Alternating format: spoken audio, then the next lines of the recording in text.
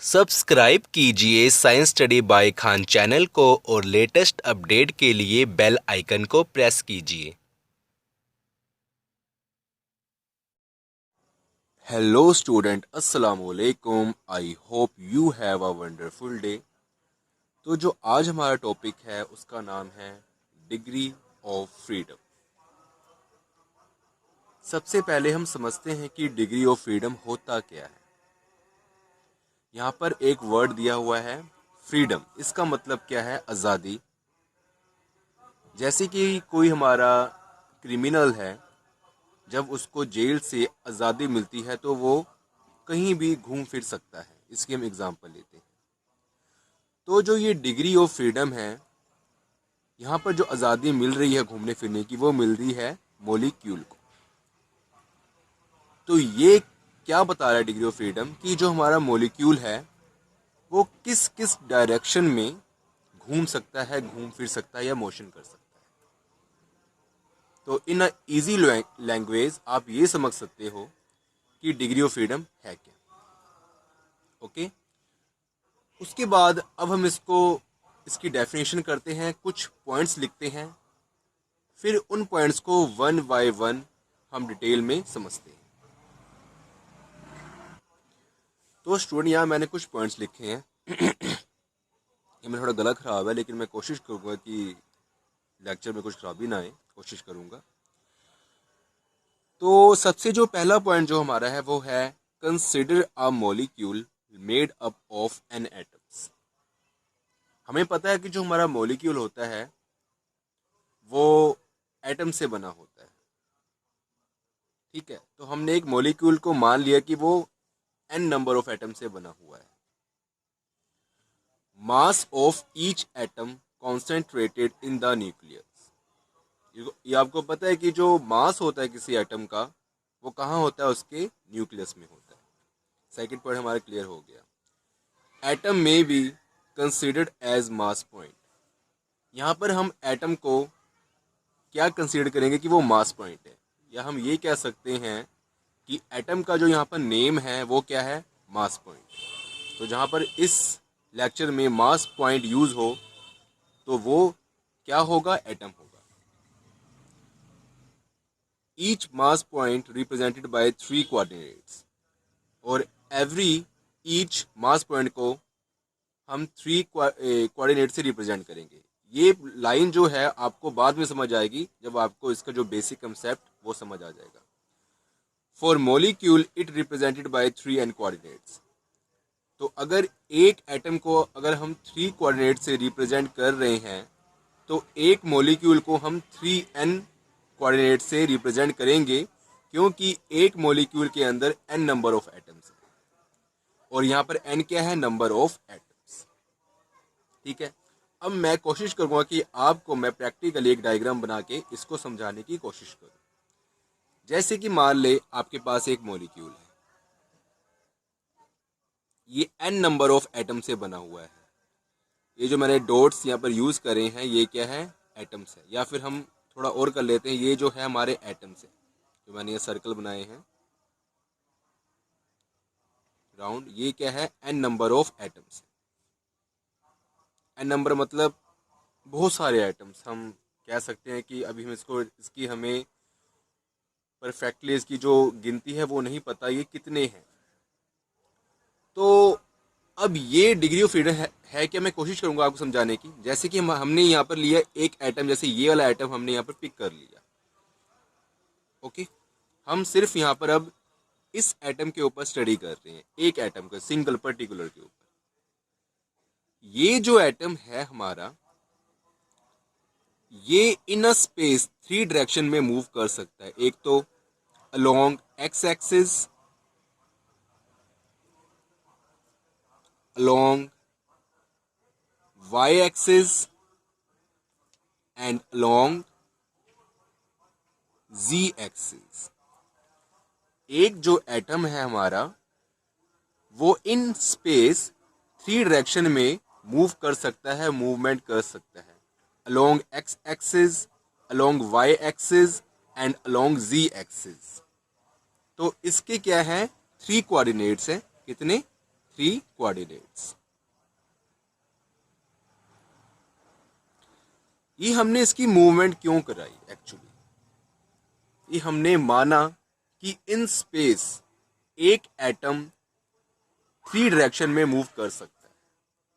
मान ले आप यहां पर खड़े हुए हैं, ठीक है, आपको एक एटम को देखना है। जैसे यहां पर एक एटम है, आपने इसकी जो लोकेशन है, इसकी जो प्लेस है, वो आपने फाइंड करनी कि एटम है किधर। ओके, आपने इसकी जो लोकेशन है आपने फाइंड करनी है कि एटम है किधर।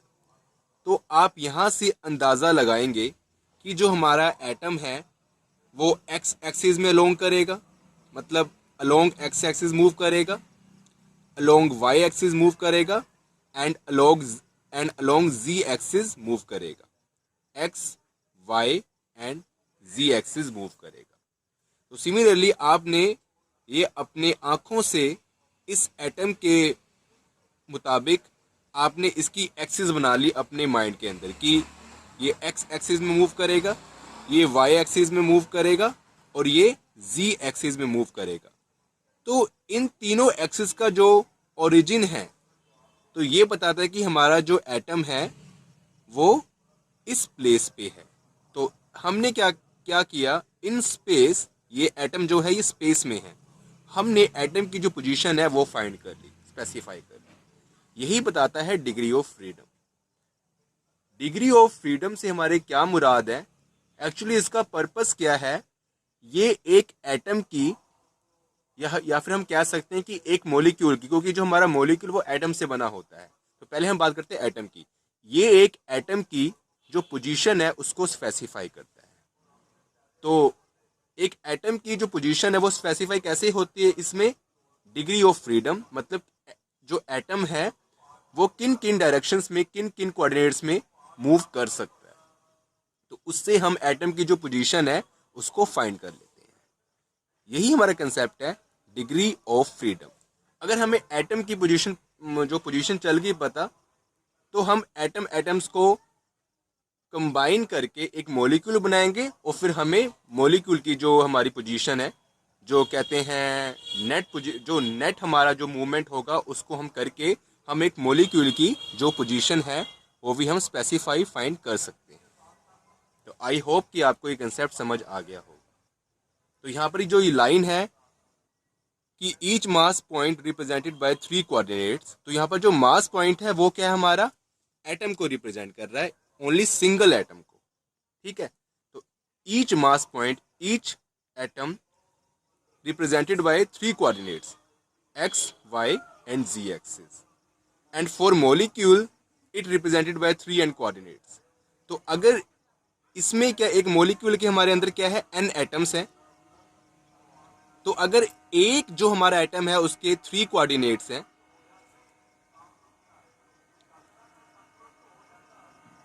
तो n एटम से कितने होंगे हमारे coordinates? 3 into n, 3n coordinates. Okay student, I hope कि आपको ये समझ आया होगा। अब मैं लिखता हूँ इसकी डेफिनेशन जो हमने यहाँ पढ़ी है वो ही मैं डेफिनेशन लिख देता हूँ, फिर आगे थोड़ी सी हम और बात करेंगे, फिर इस लेक्चर को हम फिनिश करेंगे। तो स्टूडेंट यहाँ हमने बात क्या करी, इसकी डेफिनेशन लिखी, हम वो पढ़ते हैं। The number of coordinates required to specify the position of all the mass point that is atoms in a molecule is called the number of degree of freedom. जो हमने यहाँ पर बात करी हमने उसको वही लिख दिया इंग्लिश में। तो इसकी डेफिनेशन होगी, अगर एग्जाम में आपको आए तो आप इसको लिख सकते हो डायरेक्टली डेफिनेशन, और ये आपको समझना भी बहुत ज़रूरी है, बहुत नेसेसरी है, तो मैंने समझाया। बाकी अगर एग्जाम में आपको आए डेफिनेशन के बारे में तो आप ये डेफिनेशन लिख सकते हैं। द नंबर ऑफ कोऑर्डिनेट्स, मतलब जो हमने बात करी इसको 3 कोऑर्डिनेट्स की ज़रूरत है। Required to specify the positions of all the mass point. अब यहाँ पर बात हो रही है ऑल द मास पॉइंट, मतलब that is atoms, all atoms की बात हो रही है कि उनकी अगर पोजीशन को स्पेसिफाई करने के लिए जिन कोऑर्डिनेट्स की ज़रूरत होती है इन अ मॉलिक्यूल, एटम्स का है मॉलिक्यूल के अंदर, is called the number of degree of freedom. उसको क्या बोलते हैं? Number of degree of freedom. अब यहां तक तो हमारी बात हो गई कि डिग्री ऑफ फ्रीडम होता क्या है, वहां पर उसके अंदर और डिग्री, और हमने यहाँ पर और भी बात करी कि डिग्री ऑफ फ्रीडम होता क्या है और कोऑर्डिनेट्स क्या होते हैं। एक एटम के 3 कोऑर्डिनेट्स होते हैं और एक मॉलिक्यूल के 3n कोऑर्डिनेट्स होते हैं। और ये भी हम कह सकते हैं कि एक एटम के 3 डिग्री ऑफ फ्रीडम होते हैं। ठीक है, तो यहाँ मैं लिख देता हूँ, 1 atom having 3 degree of freedom DOF and 1 molecule having 3n degree of freedom। Okay, अब इसके बाद हम बात करते हैं मोशंस की, कि जो यहाँ पर हमारा एटम है, जो ये x एक्सिस, y एक्सिस और z एक्सिस में जो मोशन कर रहा है, उसके बारे में अब हमने आगे बात करनी है। तो ये किस टाइप की मोशन करता है? तो स्टूडेंट यहां पर ये 3 टाइप की मोशन कर सकता है। First, translational motion, second, vibrational motion and third, rotational motion. हमने ये तीनों मोशंस जो हमारे हैं, ये हमने प्रीवियस लेक्चर में पढ़ रखे। तो आपको मुझे इतना डिटेल में बताना नहीं पड़ेगा, लेकिन इस केस में बताऊंगा कि ये कैसे मोशन करता है।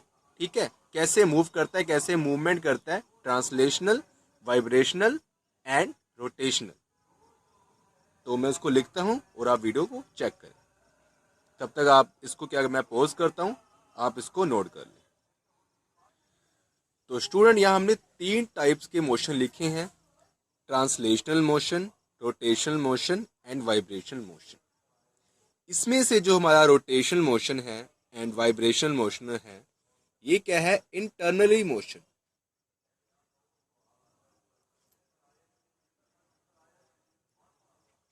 ओके, और जो हमारा ट्रांसलेशन मोशन है, ये क्या है? Externally motion. तो ये क्यों है एक्सटर्नली और इंटरनली, इसको हम समझते हैं। तो पहले ही हमारी बात करते हैं ट्रांसलेशन मोशन की, वो है क्या?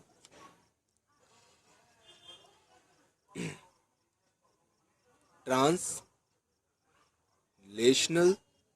Motion, translational motion. ओके, ये जो ट्रांसलेशन मोशन है, ये किस पे डिपेंड करता है? Centre of mass of a molecule. जैसे कि ये एक मॉलिक्यूल है, इसका एक होता है centre of mass. Centre of mass से हमारा क्या मीन है, क्या मुराद है? जैसे कि मान लें आप, ये मेरे पास एक पेन है, और अगर इस पेन को मैं किसी पॉइंट पे बैलेंस करना चाहूं, ठीक है ना, तो वो पॉइंट या तो इधर, या तो इधर, इधर, इधर कहीं सेंटर में होगा। कि अगर मैं इसको एक बैलेंस पे यहाँ पर अगर रखूं, तो वो क्या है? उसका सेंटर ऑफ मास होगा। मैं दिखाता हूँ अब कैसे। जैसे कि स्टूडेंट मैंने ये देखा, मैंने इस स्केच को इस पेन के ऊपर मैंने बैलेंस किया, तो जिस पॉइंट पे ये स्केच बैलेंस हुआ है, ये क्या है? इसका सेंटर ऑफ मास। मतलब ये तो पूरा स्केच है, एक पूरा वेट है, लेकिन इसका सेंटर ऑफ मास का है कि जिस पॉइंट पे ये इस पेन के ऊपर बैलेंस हुआ है, तो ये इसका क्या है? Centre of mass. तो जो हमारा ट्रांसलेशन मोशन है, वो इस पॉइंट पे डिपेंड करता है। ये एक मॉलिक्यूल है, ये हमारा जो ये स्केच है, ये भी एक एटम से बना हुआ है। जितनी भी चीजें हैं वो एटम से बनी हुई हैं। एक मॉलिक्यूल है, इसका सेंटर ऑफ मास ये रहा। तो अगर ये ट्रांसलेशन मोशन करता है, तो वो इसके सेंटर ऑफ मास पे डिपेंड करेगा। तो ये क्या है? एक एक्सटर्नली मोशन है। तो हमने पीछे क्या बात करी थी कि एक एटम है, वो उसके 3 कोऑर्डिनेट्स है, वो 3 डायरेक्शन में मूवमेंट कर सकता है, एक्स, वाई एंड जी। तो वैसे ही अगर एक मॉलिक्यूल है, वो भी तो एटम से बना हुआ है। अगर उसका हम सेंटर ऑफ मास की बात करें, तो वो भी 3 डायरेक्शन में मूव कर सकता है, 1, 2 एंड 3, एक्स, वाई एंड जी। ठीक है, तो इससे हमारा क्या है, देखो जो ट्रांसलेशन मोशन है वो किस पे डिपेंड करता है, यहाँ मैं लिख देता हूं सेंटर ऑफ मास।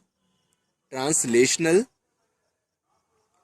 मोशन किस पे डिपेंड करता है, centre of mass, COM। Okay, और ये जो COM है, सेंटर ऑफ मास, इसके ये कितनी डायरेक्शन में मूव कर सकता है, 3 डायरेक्शन में, x में, y में एंड z में इन अ स्पेस। तो ट्रांसलेशन मोशन के कितने डिग्री ऑफ फ्रीडम हो गए, 3। जितने इसके हुए उतने ही ट्रांसलेशन मोशन के हुए। जितना ही COM मूव कर सकता है जितनी डायरेक्शंस में, वो जितनी डायरेक्शन में centre of mass of molecule move कर सकता है, वो इस ट्रांसलेशन मोशन के क्या हो गए, डिग्री ऑफ फ्रीडम। तो इसके कितने डिग्री ऑफ फ्रीडम हुए डिग्री ऑफ फ्रीडम कितने हो गए हमारे इसके, 3। किसके, ट्रांसलेशनल मोशन के। अब हम बात करते हैं रोटेशनल मोशन। बी हमारा क्या है, रोटेशनल मोशन। ठीक है, अब यहाँ थोड़ी एक बात हम यहाँ पर और कर लेते हैं। अब जो हमारा टोटल डिग्री ऑफ फ्रीडम था, ठीक है, किसका, एक मॉलिक्यूल का, वो कितना था, 3n, हमने पीछे पढ़ा था। तो अब अगर ट्रांसलेशन मोशन के डिग्री ऑफ फ्रीडम कितने हो गए, 3 हो गए, तो जो बाकी 2 मोशन है, rotational motion and vibration motion, उसके डिग्री ऑफ फ्रीडम कितने होंगे, उसके होंगे 3n-3।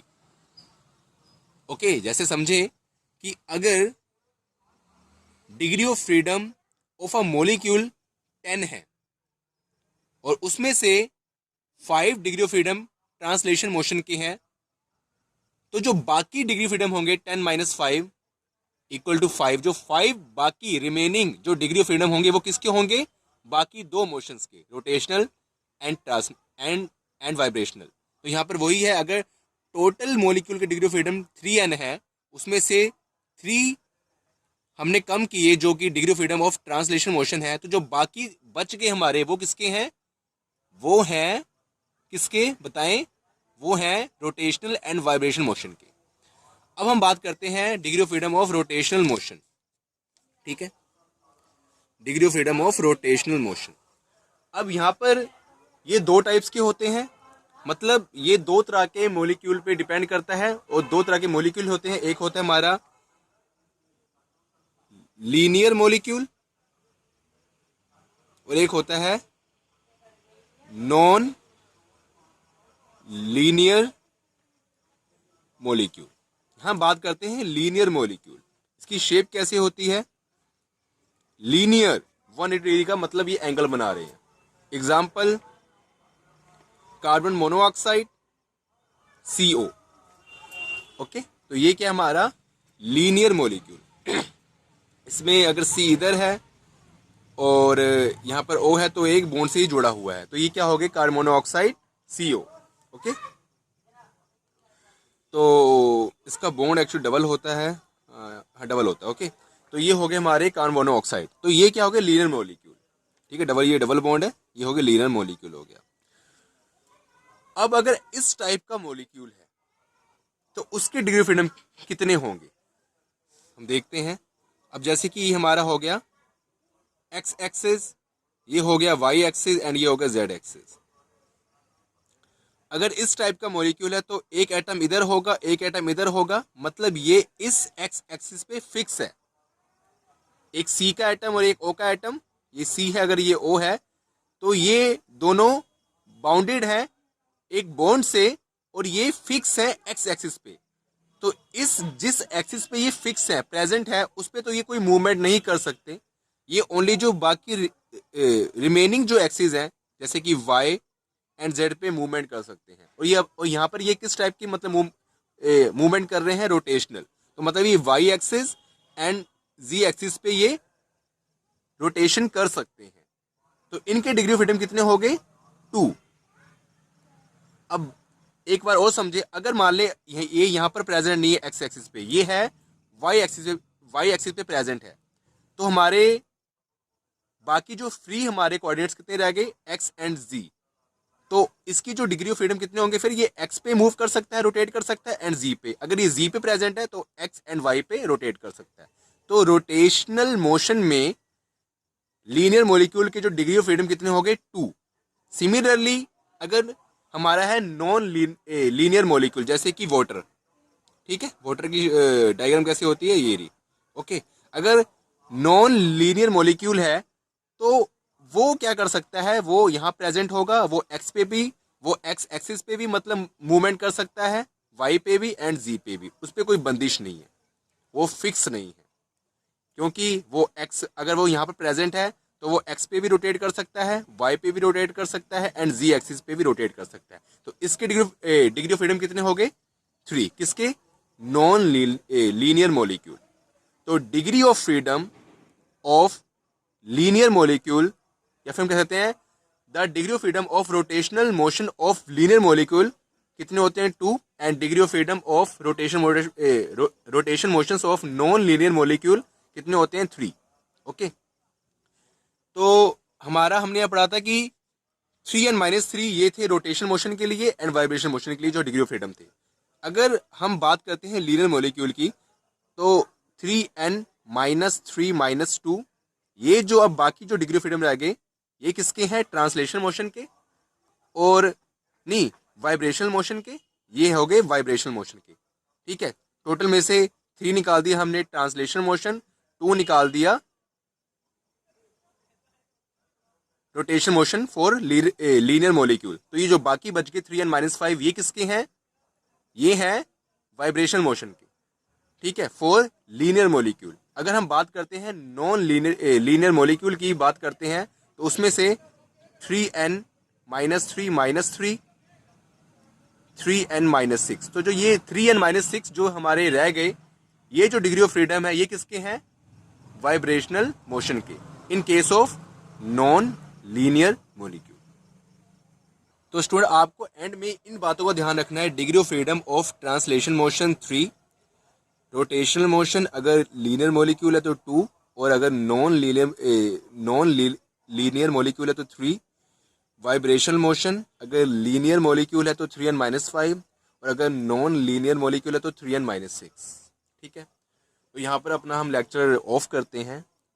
अगर आपको इस लेक्चर में कोई चीज़ समझ ना आई हो तो प्लीज़ आप हमें मेल करें, कमेंट करें, और अगर आपको ये वीडियो अच्छी लगी हो, कुछ बेनिफिट हुआ आपको, तो प्लीज़ वीडियो को लाइक करें। वीडियो को लाइक करना मत भूलें, ये बिल्कुल फ्री है और इससे कोई पैसा नहीं लगता, एकदम फ्री होता है। तो प्लीज़ अगर आपने वीडियो देखी है पूरी, आपको कुछ बेनिफिट हुआ, तो वीडियो को लाइक करना मत भूलें। एक्चुअली क्या होता है, इससे हमारी जो वीडियो है इसकी ग्रेडिंग होती है, ये एक्चुअली सर्चिंग लिस्ट में आती है। तो आप इतना हमारे लिए कर सकते हो, ठीक है, क्योंकि अगर आपने वीडियो देखी है, आपको बेनिफिट हुआ है, तो आपको लाइक करने में कुछ नहीं जाता, कोई आपका पैसा खर्च नहीं होता। और वीडियो को शेयर भी करें, और अगर आपने हमारे चैनल को अभी तक सब्सक्राइब नहीं किया है तो चैनल को सब्सक्राइब भी करें, और जिन लोगों ने सब्सक्राइब किया हुआ है पहले से, तो उनको दिल से थैंक यू सो मच। तो फिर मिलते हैं न्यू लेक्चर में न्यू टॉपिक के साथ। तब तक के लिए अपना ख्याल रखना। गुड बाय, अल्लाह हाफ़िज़।